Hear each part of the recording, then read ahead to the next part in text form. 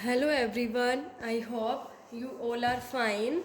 आज हम Indian economy के अंदर जो हमारा सेकंड चैप्टर चल रहा है उसके अंदर आज हम स्टडी करेंगे कि long period and short period goals क्या होते हैं। Long period and short term goals of planning in India, कि इंडिया के अंदर जो प्लानिंग की गई, हमने स्टडी की थी लास्ट वीडियो में कि इकोनॉमिक प्लानिंग जो किए गए, जो 5 ईयर्स प्लान बनाए जाते थे, उसके अंदर लॉन्ग पीरियड और शॉर्ट पीरियड जो गोल्स है वो क्या है। ठीक है, सो देखिए, पहले तो हम पढ़ेंगे कि लॉन्ग पीरियड गोल्स क्या होते हैं और शॉर्ट पीरियड गोल्स क्या होते हैं। Long period goals are common to all 5 year plans and are therefore generally studied as common goals of 5 year plans और objective of planning। देखिए, लॉन्ग पीरियड मतलब जो लंबे समय तक बनाए जाते हैं, तो लॉन्ग पीरियड गोल्स जो हैं वो ऑब्जेक्टिव्स होते हैं, वो गोल्स होते हैं, वो जितने भी 5 ईयर्स प्लान्स हम बनाते हैं ना, उन सब के अंदर कॉमन होते हैं। ठीक है, मतलब हर जो पंचवर्षीय जो हम योजना बनाते हैं तो उनके अंदर वो इंक्लूड होते ही हैं। ठीक है, हर के अंदर, हर 5 ईयर प्लान्स के अंदर वो होते हैं हमारे लॉन्ग पीरियड गोल्स। ठीक है, और उन्हें हम प्लानिंग के ऑब्जेक्टिव भी कहते हैं। बट अगर हम शॉर्ट पीरियड गोल्स की बात करें तो शॉर्ट पीरियड गोल्स जो हैं वो क्या होते हैं। देखिए, short period goals are plan specific and are generally studied as objective of plans.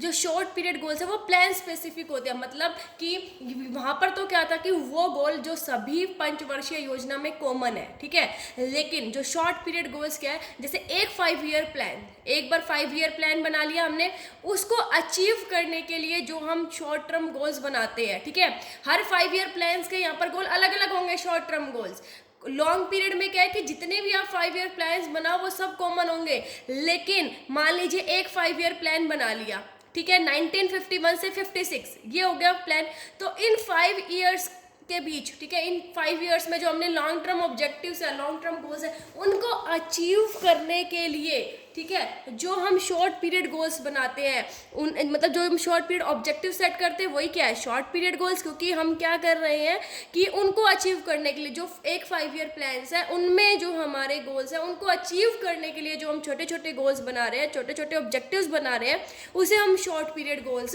कहते हैं। ठीक है, हर 5 ईयर प्लान्स के ये शॉर्ट टर्म ऑब्जेक्टिव्स अलग अलग हो सकते हैं, लेकिन जो लॉन्ग टर्म ऑब्जेक्टिव्स है वो सेम होते हैं, हर कॉमन होते हैं, चाहे कोई पंचवर्षीय योजना हो।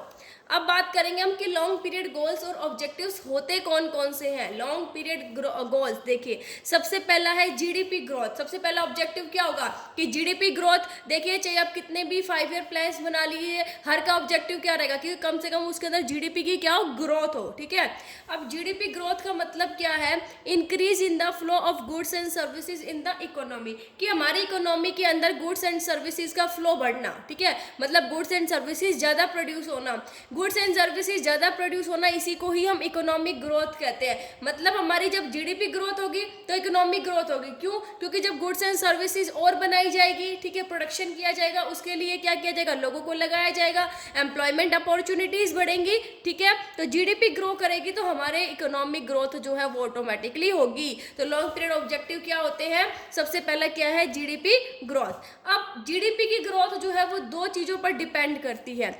देखिए, सबसे पहला है increase in resource base of the country, कि या तो हमारे देश में क्या हो, रिसोर्सेज बढ़े, ठीक है, या फिर प्रोडक्टिविटी इंक्रीज हो, मतलब output per unit of input through innovative technology, कि नई नई टेक्नोलॉजी के थ्रू क्या हो, प्रोडक्टिविटी बढ़े। ठीक है, ऐसी टेक्नोलॉजी लेके आए जिससे जो हमारा आउटपुट है, ठीक है, पर यूनिट ऑफ इनपुट जो हमारा आउटपुट है वो क्या हो, ज़्यादा प्रोड्यूस हो। ठीक है, या तो हमारे रिसोर्स बढ़ जाए, हमारे जहाँ पे हम 10 मशीनरी यूज़ करें वहाँ पे हम 15 करें, 20 करें, या फिर हम उतने ही मशीनरी रख के हमारी जो नई नई टेक्नोलॉजी अडॉप्ट ऐसे करें, मतलब ऐसी टेक्नोलॉजी अडॉप्ट करें जिससे हमारी जो प्रोडक्टिविटी है वो क्या हो जाए, बढ़ जाए। ठीक है, अब बात आती है फुल एम्प्लॉयमेंट।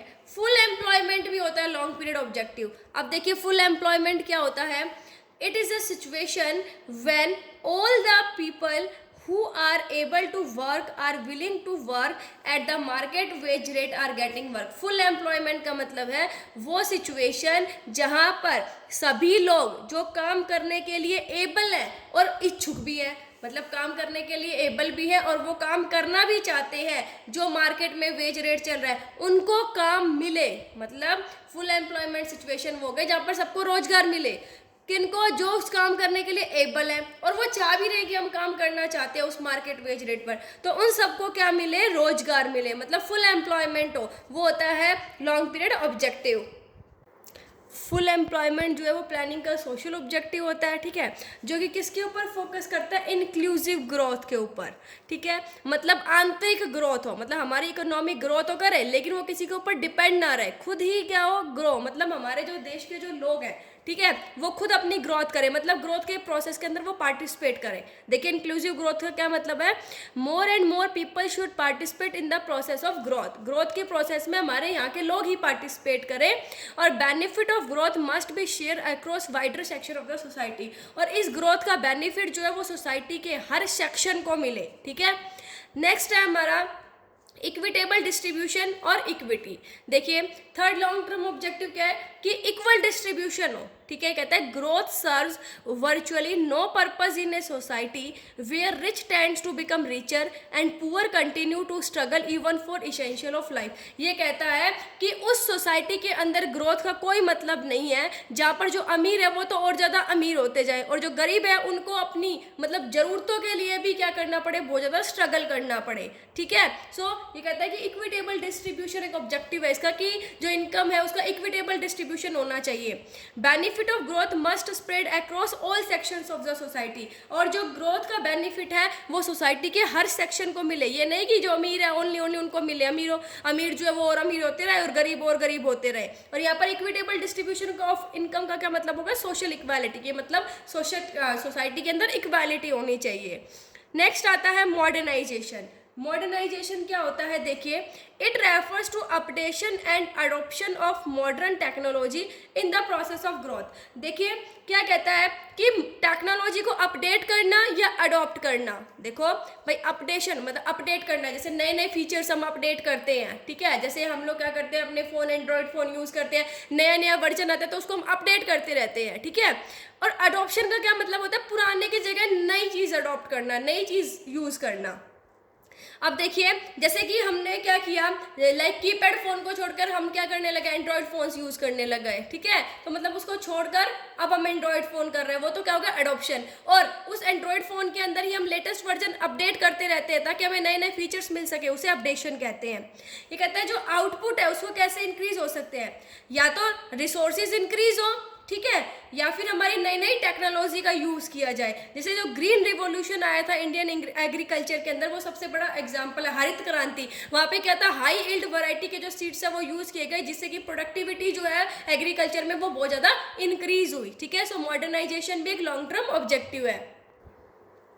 नेक्स्ट है सेल्फ सफिशिएंसी। सेल्फ सफिशिएंसी का मतलब होता है कि खुद पर ही डिपेंड होना, मतलब क्या कहता है कि और किसी के ऊपर डिपेंड मत हो, खुद के ऊपर डिपेंड हो। मतलब हम जो लोग हैं, जो हमारा इंडिया है, वो एटलीस्ट जो हमारे देश में गुड्स बन रहे हैं ना उन्हीं चीज़ पर डिपेंड रहे, ना कि बाहर से मंगवाए। जैसे कि फूड ग्रेन्स है, एटलीस्ट जो फूड ग्रेन्स है, जो खाने के पदार्थ है, वो तो उस पर तो एटलीस्ट वो खुद ही डिपेंड होना चाहिए, दूसरे देश पर डिपेंड नहीं होना चाहिए।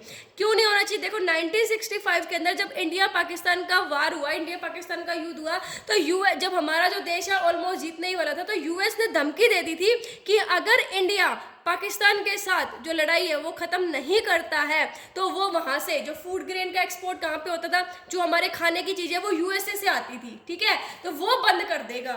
सो यहाँ पे देखिए कि ये कहता है कि एटलीस्ट जो हमारे फूड ग्रेन्स है उसके ऊपर तो हमारे देश को किसी और देश के ऊपर डिपेंड नहीं रहना चाहिए, खुद ही डिपेंड मतलब इंडिपेंडेंट बनना चाहिए, ठीक है। ये होते हैं सेल्फ सफिशिएंसी। ये थे हमारे लॉन्ग पीरियड गोल्स। अब हम शॉर्ट पीरियड की बात करें कि लाइक जो हमारे पंचवर्षीय योजना 5 ईयर जो प्लान्स है उसके अंदर, ठीक है, अलग अलग देखो होते हैं 5 ईयर प्लान्स, उसमें अलग अलग सबके शॉर्ट पीरियड ऑब्जेक्टिव्स होते हैं। यहाँ पर मैं मेन ऑब्जेक्टिव लिख रही हूँ कि मतलब हर 5 ईयर प्लान्स में जो आए थे हमारे 12 5 ईयर्स प्लान थे, उसमें मेन ऑब्जेक्टिव क्या क्या था। देखिए जो फर्स्ट प्लान आया था वो आया था अप्रैल 1 1951 से मार्च 31 1956। इसका प्रिंसिपल ऑब्जेक्टिव था एग्रीकल्चर प्रोडक्शन में इंक्रीज होना, ठीक है, मतलब एग्रीकल्चर के अंदर जो प्रोडक्शन है उसको इंक्रीज करना। और जो हमारा सेकंड प्लान है वो आया था अप्रैल 1 1956 से मार्च 31 1961। देखिए 5 ईयर प्लान सही है। इस 5 ईयर फर्स्ट प्लान का ऑब्जेक्टिव क्या था, एग्रीकल्चर के अंदर प्रोडक्शन इंक्रीज करना, ये पूछे जाते हैं आपसे क्वेश्चन पेपर में, ठीक है, एग्जाम के अंदर। सेकंड का क्या ऑब्जेक्टिव था कि इंडस्ट्रियल प्रोडक्शन को इंक्रीज करना। जो थर्ड प्लान आया था वो आया था अप्रैल 1 1961 से मार्च 31 1966। इसका क्या था कि फूड ग्रेन्स में सेल्फ सफिशिएंट होना, ठीक है, खुद पर ही डिपेंड रहना, किसी और पर डिपेंड ना रहना। उसके बाद देखिए यहाँ पर जब ये 3 प्लान्स के बाद 66 के बाद देखिए 2-3 साल यहाँ पे देखिए गैप आ गया, ठीक है, ये आए 66 के बाद 67 से नहीं, फिर यहाँ पर क्या आ गया था, गैप आया। फिर फोर्थ प्लान कब स्टार्ट हुआ, 1969 से 1974। इसका ऑब्जेक्टिव क्या था कि प्राइस के अंदर स्टेबिलिटी रखना और मैन पावर का फुलर यूटिलाइज करना। फिफ्थ प्लान आया था 1974 से 1979। इसका ऑब्जेक्टिव क्या था कि जो हमारे सोसाइटी है, वीकर सेक्शन है, जो पुअर लोग हैं, ठीक है, उनका स्टैंडर्ड ऑफ लिविंग को रेज करना। सिक्स प्लान आया हमारा 1980 से 85। अब यहाँ पर देखिए, यहाँ पर 1970 आ गया हमारा, फिर एक साल का गैप आ गया, फिर 1980 से हुआ। 1980 से 1985 का क्या ऑब्जेक्टिव था, पॉवर्टी को रिमूव करना। सेवंथ प्लान आया अप्रैल 1 1985 से मार्च 31 1990। इसका ऑब्जेक्टिव क्या था, एम्प्लॉयमेंट अपॉर्चुनिटीज इंक्रीज करना। फिर हमारा 1 ईयर का गैप आ गया। उसके बाद 8th प्लान आया था 1992 के अंदर, जो कि 1997 तक चला। इसका क्या ऑब्जेक्टिव था कि जो एलिमेंट्री एजुकेशन है उसको बढ़ावा देना, ठीक है, यूनिवर्सलाइजेशन करना, हर जगह जो एलिमेंट्री एजुकेशन प्रोवाइड करना। फिर हमारा नेक्स्ट 9th प्लान आया था अप्रैल 1 1997 से मार्च 31 2002। इसका ऑब्जेक्टिव क्या था कि ग्रोथ करना, प्राइस में स्टेबिलिटी रखना, एनवायरमेंटल सस्टेनेबिलिटी, ठीक है, सस्टेन रखना एनवायरमेंट को, ये इसका ऑब्जेक्टिव था। 10th प्लान आया अप्रैल 1 2002 से मार्च 31 2007। इसका कहता कि क्वालिटी ऑफ लाइफ को इंक्रीज करना।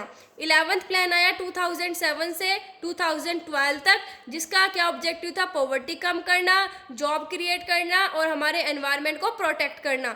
लास्ट 12th प्लान अप्रैल 1 2012 से मार्च 31 2017। इसका बारे में कई बार पूछा जाता है क्योंकि यही हमारा करंट प्लान है, ठीक है, हमारा करंट प्लान है। तो इसका क्या था कि फास्टर ग्रोथ हो, सस्टेनेबल ग्रोथ हो और मोर इंक्लूसिव ग्रोथ हो, ठीक है, आंतरिक ग्रोथ हो हमारे देश की ज़्यादा से ज़्यादा। सो ये थे हमारे long period and short period goals. I hope आपको समझ आ गए होंगे। Thank you, stay safe, stay home.